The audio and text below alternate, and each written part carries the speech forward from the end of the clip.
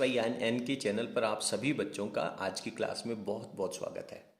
आज की क्लास में अपन एक बेहद महत्वपूर्ण टॉपिक समकारी फिल्टर पढ़ने वाले हैं, जो कि आप लोगों का दिष्टकारी के टॉपिक के बाद में पढ़ना बहुत ज़रूरी है। दिष्टकारी का मतलब आप जानते हैं कि एक ऐसा इंस्ट्रूमेंट जो AC करंट को DC में कन्वर्ट कर दे। और आप लोगों ने यहाँ पे तीन तरह के इंस्ट्रूमेंट पढ़े थे। अर्ध तरंग दिष्टकारी है, पूर्ण तरंग दिष्टकारी है और सेतु दिष्टकारी है। लेकिन आप लोगों ने एक चीज वहां पे पढ़ी होगी कि जो इनपुट करंट का जो वेव आता है, वेव डायग्राम आता है, वो आपका कुछ इस तरह से आता है।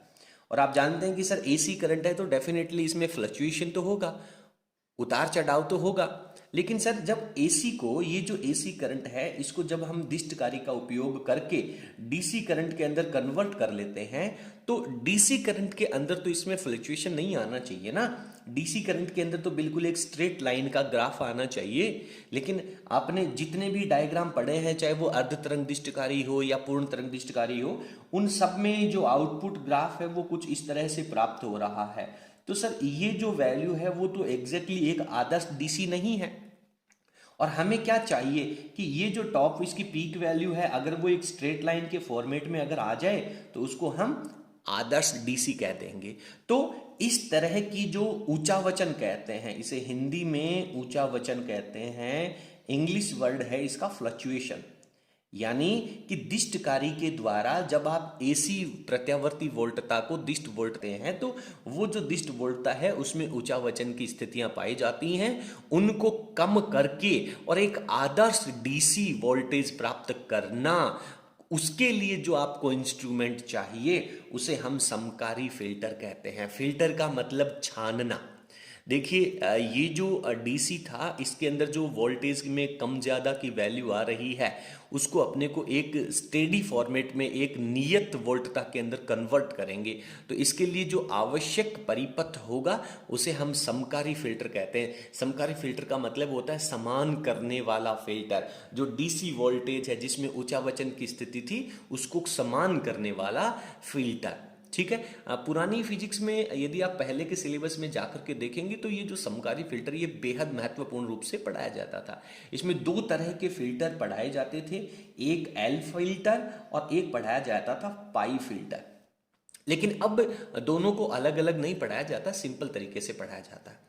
यहाँ पे ये टॉपिक शुरू करने से पहले जो मुख्य इसके बेसिक फंडामेंटल्स हैं वो मैं आप लोगों को क्लियर कर देता हूँ।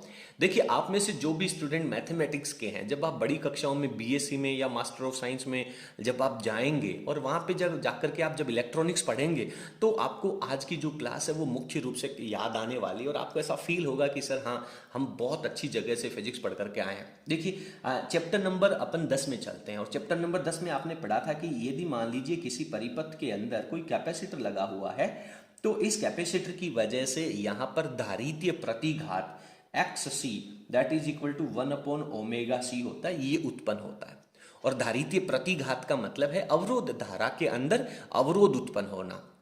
चलिए मैं दो बातें करता हूं, एक AC करंट है और एक आपका DC करंट है। ओमेगा की जगह आप लिखते हैं 2πf और इसके साथ में C रहेगा, तो ये वैल्यू आ जाएगी। और अगर मैं परिपथ में कहीं पर मान लीजिए कोई कुंडली जोड़ता हूं, ठीक है, तो इस कुंडली का जो प्रेरकत्व L है और इसकी वजह से जो प्रेरणिक प्रतिघात होगा जिसे हम XL कहते हैं, उसका फॉर्मूला होता है ओमेगा L और इसका फॉर्मूला होता है 2πfL।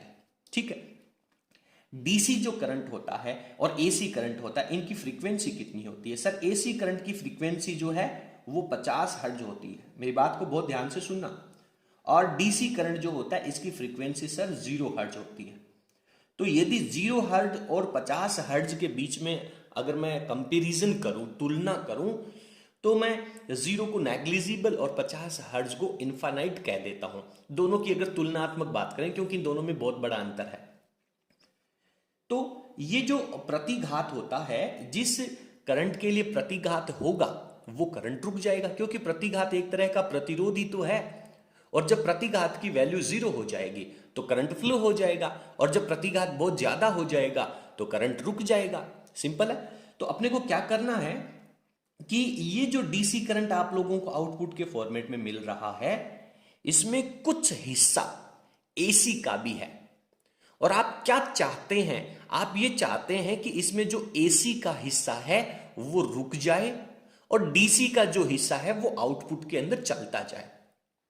और फिर भी अगर इसमें और दोबारा अगर एसी आ जाती है, मैं एक सिंपल लैंग्वेज में एक बात कहता हूं कि अपने घरों में जो अपन चाय को छानने के लिए छलनी यूज करते हैं, है ना, और कई बार वो छलनी है वो कट जाती है, तो फिर क्या करते हैं सर? नई छलनी लेके आते हैं। हाँ ठीक है, नई छलनी तो लेके आते हैं, लेकिन मान लीजिए आपके पास दो छलनी है और दोनों ही छलनी अलग अलग जगह से थोड़ी थोड़ी कटी हुई है। अगर आप अकेली छलनी का प्रयोग करेंगे तो चाय को अच्छे तरीके से नहीं छान पाएंगे। तो क्या करने वाले हैं बताओ?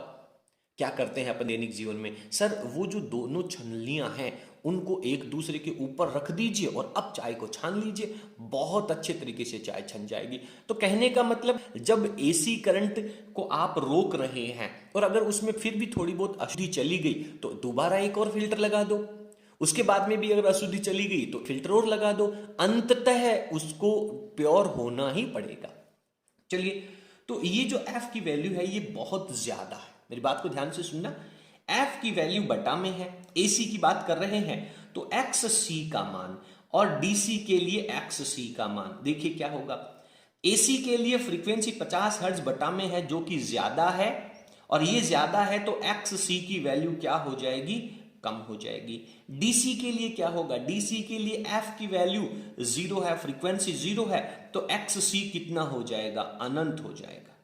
ठीक है, तो कहने का मतलब क्या होगा कि कैपेसिटर के अंदर से एसी जो है वो उसका प्रतिरोध बहुत कम है, इसका जो प्रतिघात है ये बहुत कम है, और प्रतिघात कम है इसका मतलब ये करंट इसके अंदर से प्रवाहित हो जाएगा, यानी एसी करंट है वो कैपेसिटर के अंदर से फ्लो हो जाएगा।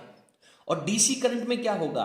डीसी करंट के लिए इसका प्रतिघात अनंत है, यानी प्रतिरोध अनंत है। प्रतिरोध अनंत है तो ये करंट रुक जाएगा। यानी कि अगर आप कैपेसिटर कहीं पे यूज करेंगे तो वो कैपेसिटर एसी को तो जाने देगा और डीसी को रोकता है, एसी को जाने देता है, ठीक है, एसी को जाने देता है और डीसी को रोकता है। क्लियर है ना मेरी बात? ये बातें आपको अच्छे से समझनी बहुत जरूरी है। कुंडली में चलिए, कुंडली में क्या होने वाला है? सर कुंडली के अंदर अपन एसी की बात करें तो एसी की जो फ्रीक्वेंसी है वो 50 हर्ट्ज है, डीसी की जो फ्रीक्वेंसी है वो 0 हर्ट्ज है। तो यहां पर ये 50 हर्ट्ज होने पर एक्स एल की वैल्यू ज्यादा होगी और डीसी की वैल्यू 0 है, तो एफ की वैल्यू जब आप 0 रखेंगे तो एक्स एल की वैल्यू क्या हो जाएगी? 0 आ जाएगी। और जब यहां पे एक्स एल की वैल्यू 0 है यानी ये प्रतिघात 0 है, इसका मतलब प्रतिरोध अवरोध 0 है, यानी ये डीसी है वो प्रवाहित है, प्रवाहित होगी। नहीं है समझ में? डीसी करंट जो है वो आपका यहां से प्रवाहित होगा, इस सिचुएशन में प्रवाहित होगा। ठीक है, मैं थोड़ा सा स्क्रीन को थोड़ा सा जूम कम कर लेता हूं सो दैट आप लोगों को अच्छे तरीके से नजर आएगा। तो ये जो अपनी कुंडली लगी हुई है, इस कुंडली में से डीसी करंट है वो प्रवाहित हो जाता है और एसी करंट है इसके लिए इसका जो प्रतिघात है वो बहुत बड़ा है, तो एसी करंट है वो रुक जाती है। ठीक है, रुक जाती है। तो ये जो चीजें हैं, ये जो फंडामेंटल्स हैं वो आप लोगों को क्लियर होने चाहिए। ये रफ वर्क है, आप इसको रफ वर्क कह सकते हैं या फिर बहुत इंपॉर्टेंट वर्क भी कह सकते हैं, क्योंकि इसके बिना आप लोगों को समकारी फिल्टर है वो समझ में नहीं आएगा। यानी दो चीजें आपको पढ़नी है, कैपेसिटर जो है वो डीसी को रोकता है, केवल रोकने वाला पढ़ लीजिए, गुजरने वाला अपने आप याद हो जाएगा। कैपेसिटर जो है वो डीसी को रोकता है और कुंडली जो है वो आपके एसी को रोकती है। यानी जहां पे एसी को रोकना है वहां कुंडली लगा दीजिए और जहां पे डीसी को रोकना है वहां पर कैपेसिटर लगा दीजिए। तो इन चीजों को आप अच्छे तरीके से समझ लीजिए। अब अपन अपने नोट्स में चलते हैं। देखिए, समकारी फिल्टर में अपने को क्या लिखना है कि पूर्ण तरंग दिष्टकारी जो है उससे लोड प्रतिरोध के सिरों पर जो निर्गत विभव प्राप्त होता है, आउटपुट वोल्टेज जो प्राप्त होता है उसमें उतार चढ़ाव वाला दिष्ट विभव प्राप्त होता है। यानी एसी को जब आपने दिष्टकारी के द्वारा दिष्टकरण कर लिया तो जो आउटपुट वोल्टेज आपको मिल रहा है उसमें बहुत ज्यादा उतार चढ़ाव वाला डीसी वोल्टेज है। कुंडली एल की सहायता से और संधारित्र C की सहायता से। दो चीजों का उपयोग करना है, कुंडली का और कैपेसिटर का। इन दोनों का उपयोग करके शुद्ध दिष्ट विभव प्राप्त किया जा सकता है और इसके लिए काम में आने वाला जो फिल्टर है उसे हम समकारी फिल्टर कहते हैं।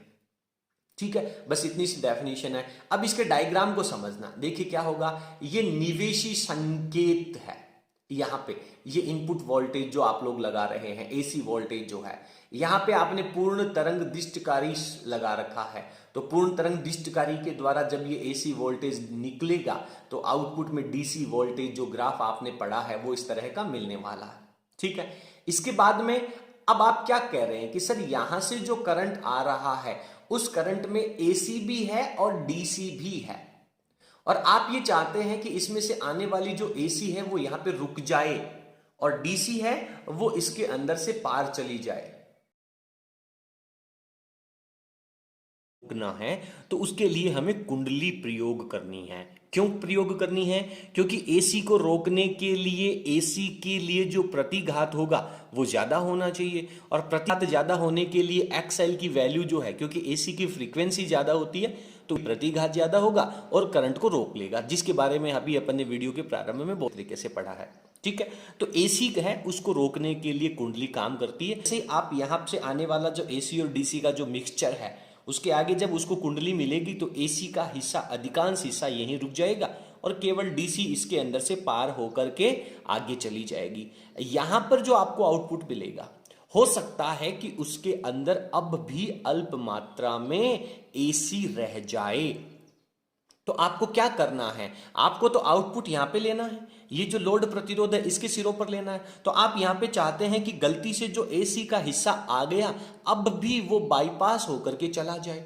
तो आप यहां पे जब एसी और डीसी दोनों का मिक्सचर आएगा तो वो कुछ हिस्सा इस तरफ से भी आएगा, लेकिन ये इसके आगे हमने एक कैपेसिटर लगा रखा है, और आप जानते हैं कि जो कैपेसिटर होता है वो डीसी को नहीं जाने देता है। किसको जाने देता है? एसी को जाने देता है। तो ये कैपेसिटर जो होगा वो यहां से आने वाले करंट में से जो बची हुई एसी है उसको अपने अंदर से होते हुए वापस बाईपास कर देगा। तो इस तरह से केवल आउटपुट के रूप में जो लोड प्रतिरोध है उसके सिरों के ऊपर जो वोल्टेज मिलेगा वो आपका दिष्ट विभव मिलेगा। और दिष्ट विभव का जो डायग्राम है वो आप जानते हैं बहुत अच्छे से कि समय के साथ ना तो उसकी डायरेक्शन चेंज होती है और ना ही उसकी वैल्यू चेंज होती है, एक सीधी रेखा प्राप्त होती है।